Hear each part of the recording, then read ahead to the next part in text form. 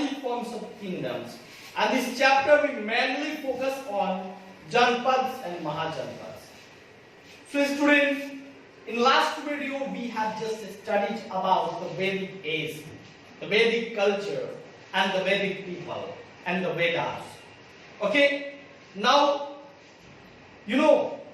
first of all, the Aryans settled themselves around the area of Saptasindhu, the area containing 7 rivers. Okay, later they migrated from there towards Indo-Gangetic plains. Okay, and now they settled there. Okay, around 600 BC. Okay, so we'll discuss about the period when Aryans settled themselves around Indo-Gangetic plains. Okay, so in this chapter we'll discuss about timeline and how Janpads were converted to Mahajanpads and how people lived in Mahajanpads. What was the social life of Mahajanpads? So this is the timeline for students. Look at the board, okay? As you can clearly see, Janpads and Mahajanpads were formed. Okay? It means Janpads and Mahajanpads were formed around between 800 BC to 600 BCE. This period, these eras, these years are related to the formation of Janpads and Mahajanpads. Okay?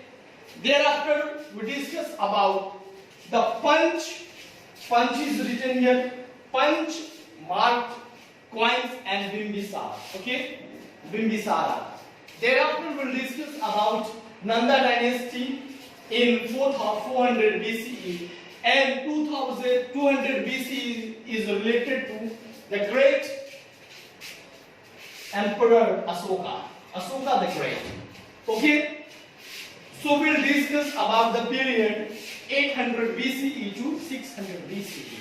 These were the periods when Janpads and Mahajanpads were formed. So students, what are Janpads? What do you understand about the term Janpads? So basically, the term Janpad is composed of 2 terms, Jana and Pad. Pad means food and Jan means people. You can say also the state of people.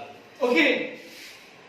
Basically, one thing I would like to tell you today about the first states of Indian subcontinent. The states that were formed after the Vedic age. If you talk about the Indus Valley civilization, it was totally urbanization. It means there were towns and cities in that period. And again, there were villages, there were nothing except village if you talk about Vedic age. But if you talk about Mahajanpads and Janpads, again the urbanization took place in the history of India and many cities and towns were formed. So the capitals of Janpads or Mahajanpads were basically towns and cities. Okay? So students, Janpads and Mahajanpads, these were periods of urbanization. Urbanization means towns and cities. Okay? So students, basically I told you about Janpads. Janpad is composed of 2 words, Jan and Pad. Jan means people, Pad means food or a state of people. Janpad basically, if we combine both words, it becomes Janpad, and Janpad means the state of people. And Janpads were the first states, okay, these were the first states ever made in the history of India. Okay, you can learn about Janpads by some literary sources like Brahmins and Buddhist texts. If you want to learn more about Janpads, you can learn about Janpads in the book of Brahmanas and Buddhist text. So from Buddhist text and Brahmanas, we get a various knowledge about Janpads. Okay. So in the Vedic period, when Aryans settled in village, I'm just talking about the Vedic age life. Okay, the life of Vedic age. Okay, so Aryans were totally villagers. They usually live in tribe or zone. But later, they expanded their territories and they became more powerful. They were living in a very short area. So first of all, the tribe or zana. I'm just talking about the people of Vedic age. They used to live in a small areas, but after some time, around 600 BCE, they started to acquire more areas. Okay, so they became Janpads. The areas that were larger than the areas of Vedic age became Janpads. And you know, when these territories were formed, after these territories, the kings became more powerful, and they just conquered and occupied more areas, and those areas were converted into Mahajanpads. Okay, students. So basically today I would like to teach you about Janpads and Mahajanpads.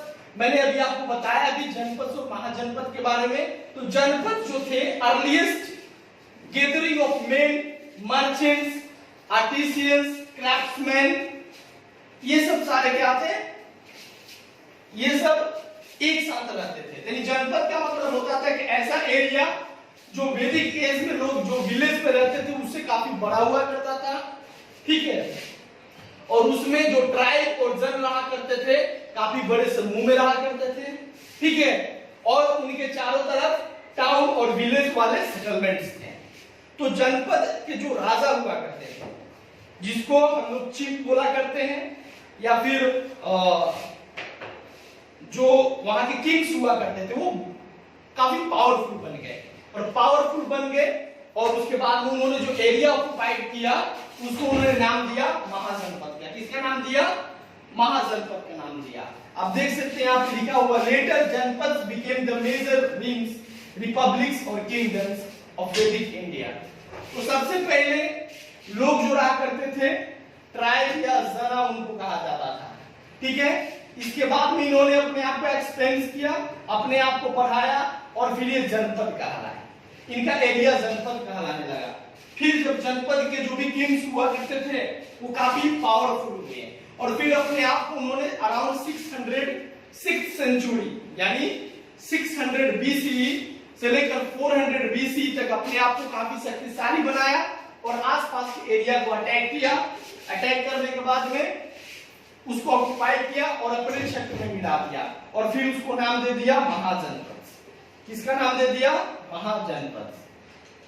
तो India में democracy दिखता है क्योंकि महाजनपद दो प्रकार के हुआ करते थे। कौन सा? तो महाजनपद में एक हुआ करते थे रिपब्लिक्स। क्या हुआ करते थे? रिपब्लिक्स, जो कि डेमोक्रेटिक स्टेट हुआ करते थे, और दूसरा मोनार्कीज। कौन हुआ करते थे स्टूडेंट्स? मोनार्कीज हुआ करते थे।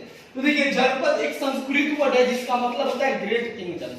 जन का मतलब होता है ग्रेट और पद का मतलब यहाँ पे किंगडम से मतलब है, और टोटली ये मतलब जनपद से बड़ा जो स्टेट हुआ करता था उसे महाजनपद का नाम दिया गया। इसका मतलब ग्रेट किंगडम हुआ करता था और 16 महाजनपद थे, उनमें से कुछ रिपब्लिक्स थे और कुछ थे मोनार्कीज थे, ठीक है। और ये सेकंड टाइम था, क्या था ये? सेकंड टाइम था जब इंडिया की हिस्ट्री में अर्बनाइजेशन ने स्थान लिया था।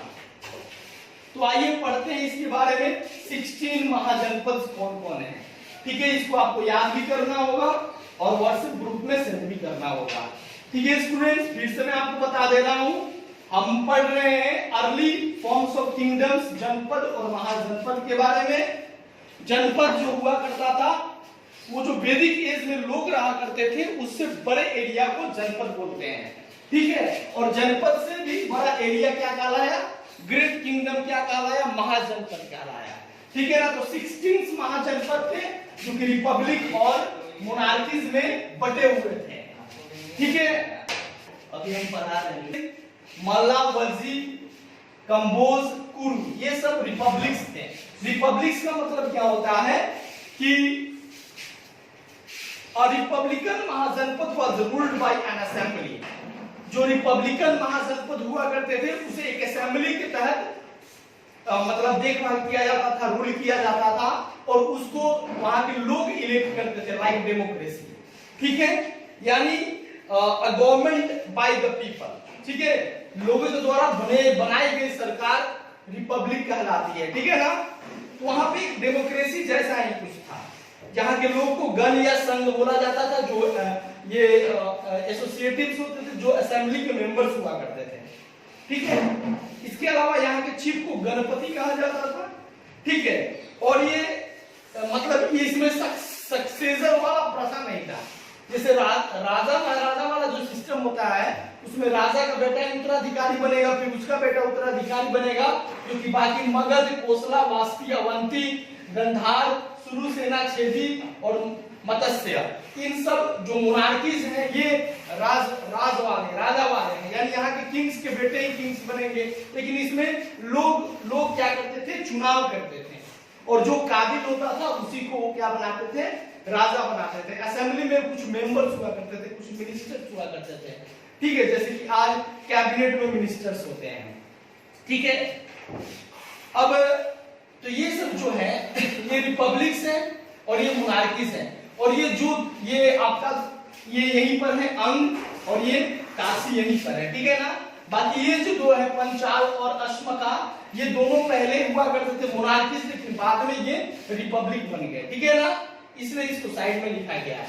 तो टोटल 16 महाजनपद थे, यहाँ पे नाम लिखा हुआ है, आपके बुक में भी है, आपको याद करना है। तो इंडिया के मैप में आप देख सकते हैं कि जो महाजनपद का एरिया था, महाजनपद का जो एरिया था, कहां से कहां तक फैला हुआ था, तो ये कंप्लीटली इंडिया में फैला हुआ था। मैं आपको फिर से बता दे रहा हूं कि ये महाजनपद जो थे हिंदू कुश माउंटेन से, नॉर्थ में हिंदू कुश माउंटेन से लेकर साउथ में गोदावरी रिवर तक, इसके अलावा बिहार से लेके ईस्ट में अफगानिस्तान, वेस्ट में, ठीक है ना, वेस्ट में अफगानिस्तान तक और ईस्ट में बिहार तक, इनका क्या था, इनका क्षेत्र था महाजनपद का।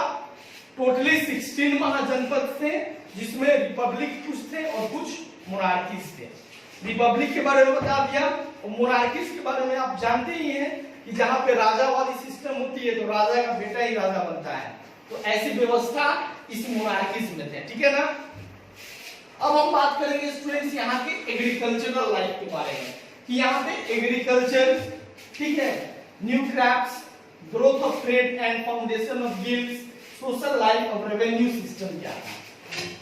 तो मैं आपको बता दूं कि यहाँ के जो महाजनपद के लोग थे मोस्टली एग्रीकल्चर, ये खेती बाड़ी किया करते थे, क्योंकि इंडो गैंजेटिक प्लेन आज भी इंडिया का सबसे फर्टाइल एरिया है। ठीक है ना, यहाँ पे राइस जो था मेन क्रॉप्स था। ठीक है, फार्मर्स यहाँ पे मैन्यूर यानी खाद के बारे में और फार्मिंग टेक्निक के बारे में सीखा करते थे कि कैसे खेती करनी है उत्तम किस्म की। फार्मर को अपने अनाज का 1/6 यानी 1/6 राजा को देना पड़ता था as a tax, okay, as a revenue. और यहाँ पे आयरन काफी ज्यादा इस्तेमाल किया जाता था उस समय, मतलब हल बनाने के लिए और भी फार्मिंग मटेरियल्स, टूल्स को बनाने के लिए। अगर न्यू क्रॉप्स की बात करें स्टूडेंट्स, तो एग्रीकल्चर के साथ साथ यहाँ पे पॉटरी, यहाँ पे कारपेंटरी, ब्लैक स्मिथ, वीविंग का काम किया जाता था। ठीक है, अब यहाँ के जो लोग बिजनेस करते थे, ओवरसीज भी बिजनेस करते थे, बस बिजनेस अपने क्षेत्रों में नहीं करते थे बल्कि दूसरे जगह से भी बिजनेस किया जाता था। पहले एक होता था यहाँ पे बार्टर सिस्टम। बार्टर सिस्टम का मतलब होता है एक्सचेंज सिस्टम। जैसे आपके पास राइस है और किसी के पास काऊ है, तो काऊ देकर उससे राइस ले लेगा। ठीक है ना, ये हुआ एक्सचेंज करने का सिस्टम, यानी बिना मनी के एक्सचेंजिंग, चीजों को एक्सचेंज करना। ठीक है, यहाँ पे एक वर्ड आया है गिल्ड। गिल्ड का मतलब होता है कुछ लोगों का समूह हुआ करता था जो ऑक्यूपेशन से रिलेटेड मामले को देखा करते थे। ठीक है ना, तो इसमें बार्टर सिस्टम को बदल दिया गया इस समय में, इस महाजनपद के काल में, और बार्टर सिस्टम को बदलकर यहाँ पे एक पंच मार्क कॉइन्स बनाया गया, जो कि स्लाइड के पहले हिस्से में मैंने आपको दिखाया था। एक बार फिर से दिखा दे रहा हूँ आपको। यहाँ पे आप देख सकते हैं, यहाँ पे ऊपर देखिए, यहाँ पे बार्टर सिस्टम है। यहाँ पे उसमें क्या होता था बार्टर सिस्टम में कि सामानों का अदला बदली करते थे। लेकिन ये कॉइन आप देखिए, ये जो कॉइन है ये ऐसे ही कॉइन्स बनाए गए, और इसका मकसद था कि कॉइन्स के बदले सामानों को खरीदना, कॉइन्स के बदले सामानों को खरीदना। समझ रहे हैं? तो ये जनपद में ही क्या हुआ, महाजनपद के समय ही ये सक्सेस हो पाया। ठीक है। इसके अलावा यहाँ के लोग जो बिजनेस किया करते थे, सिल्क, मसलिन, मसलिन का मतलब होता है कॉटन क्लॉथ्स, परफ्यूम्स, इन सब की क्या करते थे, ये ट्रेड बिजनेस किया करते थे। ठीक है। इसके अलावा सोशल लाइफ की बात करें यहाँ पे, तो यहाँ के लोग जो थे मोस्टली जो ट्रेडर्स हुआ करते थे वो सिटीज में रहा करते थे। कहाँ रहा करते थे? एडमिनिस्ट्रेटिव लेवल के जो लोग हैं, और जो ट्रेडर्स हैं, ठीक है, या फिर जो पूजा पाठ संबंध वाले जो लोग थे, पूजा पाठ संबंधित मोस्टली टाउन और सिटीज में रहा करते थे, और बाकी लोग विलेज में रहा करते थे। यहाँ पे वर्ण सिस्टम यहाँ भी था वैदिक एज की तरह, लेकिन इसमें थोड़ा सा अंतर था। वैदिक एज में 4 वर्ण हुआ करते थे। कौन कौन? तो वैदिक एज में वर्ण हुआ करते थे ब्राह्मण, क्षत्रिय, उसके बाद वैश्य और शूद्र। इसमें भी वो 4 वर्ण थे, लेकिन बर्थ बेस्ड हो गया। मतलब पहले जो वैदिक एज में होता था, अर्ली वैदिक एज में सब कोई जन्म से शूद्र है, जैसा बड़ा होगा वो काम करेगा, उसी के हिसाब से उसको उसकी जाति, उसको वर्ण दिया जाएगा। लेकिन महाजनपद में जो ब्राह्मण के घर पैदा हुआ वो ब्राह्मण कहलाता था, जो शूद्र के घर पैदा हुआ उसे शूद्र कहते थे, जो क्षत्रिय के घर पैदा होता था उसे क्षत्रिय कहते थे, और जो वैश्य के घर पैदा होता था उसे वैश्य कहते थे। इसी को बोलते हैं बर्थ बेस्ड वर्ण सिस्टम। यहाँ पे कंटिन्यू था। ठीक है ना। इसके अलावा यहाँ का प्रोफेशन था कि अगर बाप पिता गोल्ड स्मिथ का काम कर रहा है तो उसका बेटा भी गोल्ड स्मिथ का काम करेगा, खानदानी काम यहाँ पे हुआ करता था। ठीक है ना। फार्मर्स कैटेगरी के जो लोग हुआ करते थे वही विलेज में रहते थे, बाकी एडमिनिस्ट्रेटर्स, क्राफ्ट पर्संस, ट्रेडर्स, ये सब सिटीज में रहा करते थे। अब रेवेन्यू सिस्टम की बात करते हैं यहाँ पे, तो छात्रों यहाँ पे कुछ प्रकार के टैक्सेस जो कि गवर्नमेंट यहाँ का जो राजा हुआ करते थे या रिपब्लिक की जो असेंबली हुआ करती थी, ठीक है, मेंबर्स ऑफ असेंबली रेवेन्यू लेते थे, और इस रेवेन्यू का यूज वो करते थे सैनिकों के सैलरी को पे करने में, ठीक है, फिर रोड बनाने में, कैनाल्स बनाने में, या फिर और भी आर्मीज को मेंटेन करने में। तो फार्मर्स को अपने अनाज का 1/6 देना पड़ता था राजा को, जिसको भाग कहा जाता था। क्राफ्ट्समैन को क्या करना पड़ता था? रेगुलर टैक्स पे करना पड़ता था, या तो कैश में, नहीं तो अपने क्राफ्ट आइटम्स को देकर, या फिर राजा के पास जाकर कुछ दिनों के लिए काम करके, फ्री में काम करके वो अपना टैक्स चुकाते थे। इसके अलावा हंटर गेदरर्स जो थे या फिर हर्डर्स थे, उनको भी टैक्स पे करना पड़ता था। ट्रेडर्स को भी अपने ट्रेड आइटम्स के जरिए क्या करना पड़ता था? टैक्स पे करना पड़ता था। ठीक है। तो ये एक प्रकार का आपका ये चैप्टर जो है अभी यहाँ पे समाप्त हुआ, अर्ली फॉर्म्स ऑफ किंगडम्स। इसके बारे में केस स्टडीज है बिहार के बारे में, जो कि वज्जी और मगध बिहार के क्षेत्र में आते थे। इसके अलावा मगध और वज्जी जो है रिपब्लिकन स्टेट था और मोनार्की था मगध, इनके बारे में केस स्टडी है, इनको आपको पढ़ना होगा। ठीक है। कोई भी आपको डाउट हो तो कमेंट बॉक्स में लिखिए, और इस चैप्टर के बुक वर्क को करके, और साथ में 16 महाजनपद है जो कि यहाँ पर मैं आपको दिखा दे रहा हूँ, यहाँ पे जूम करके आपको दिखा दे रहा हूँ। 16 महाजनपद के नाम है, इतना देख लीजिए, ये एरिया जूम करके मैं आपको दिखा दे रहा हूँ। यह मल्ला, वजी, कंबोज, कुरु, मगध, कोसाला, वस्ता, और उसके बाद में अवंती, अंग, कोस, काशी, गंधार, सूरसेना, छेदी, मत्स्या, पंचाला, अश्मका, ये 16 महाजनपद के नाम है, आपको याद करने होंगे, और साथ में इसके कैपिटल्स को भी आपको याद करने होंगे। जैसे कि मगध का कैपिटल राजगीर था। ठीक है। सो स्टूडेंट्स आपका चैप्टर ओवर हुआ, मिलते हैं अगले वीडियो में, तब तक के लिए नमस्कार।